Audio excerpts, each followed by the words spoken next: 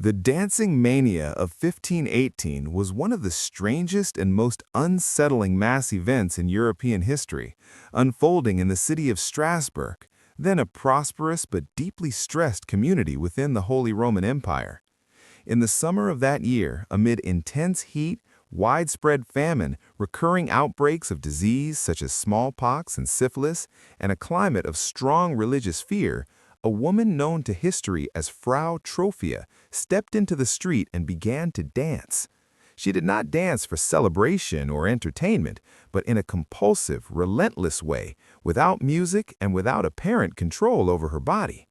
According to contemporary chronicles, she danced for hours, then days, barely stopping to eat or sleep, and despite obvious physical pain, she was unable to stop. Within a week, dozens of people had joined her, and by the end of the month, the number of dancers had reportedly grown into the hundreds. Witnesses described scenes that were both tragic and terrifying. Men and women twisting, hopping, and convulsing in the streets, their faces contorted with anguish rather than joy, some crying out for help while continuing to dance against their will. Many collapsed from exhaustion, only to resume dancing when they regained consciousness, while others suffered broken bones, heart failure, or fatal strokes brought on by dehydration and extreme physical stress. City authorities, including physicians trained in medieval humoral theory, concluded that the phenomenon was caused by hot blood and believed that the only cure was to allow the afflicted to dance until the excess heat left their bodies. Acting on this belief, the council took measures that today seem almost surreal.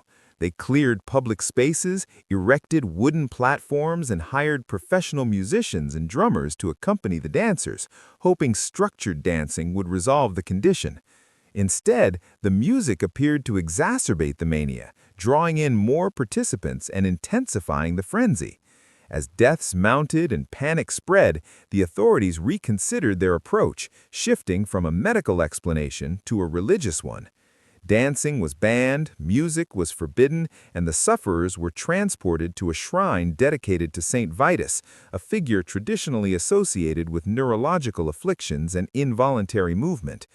There they were subjected to rituals, prayers, holy water, and the wearing of red shoes believed to ward off the saint's curse. Over time, the epidemic gradually subsided, though the exact moment it ended is unclear. The causes of the dancing mania have been debated for centuries. Early explanations focused on supernatural forces, including demonic possession or divine punishment for moral failings. In the modern era, some scholars proposed ergot poisoning, a condition caused by consuming rye contaminated with a fungus that produces hallucinogenic substances, though this theory has largely fallen out of favor because ergotism typically causes convulsions rather than coordinated dancing and would not persist for weeks. The most widely accepted interpretation today frames the event as a case of mass psychogenic illness, in which extreme psychological stress, reinforced by cultural beliefs about curses and saints, manifested as physical symptoms shared across a community. In a society where suffering was often interpreted through a religious lens and where people had little control over their material conditions, the body may have become the final outlet for collective despair. The dancing mania of 1518 endures as a powerful reminder that human behavior cannot be fully understood without considering social context, belief systems, and psychological pressure, and it stands as a haunting example of how fear and stress can ripple through a population, turning inner anguish into a visible and deadly spectacle.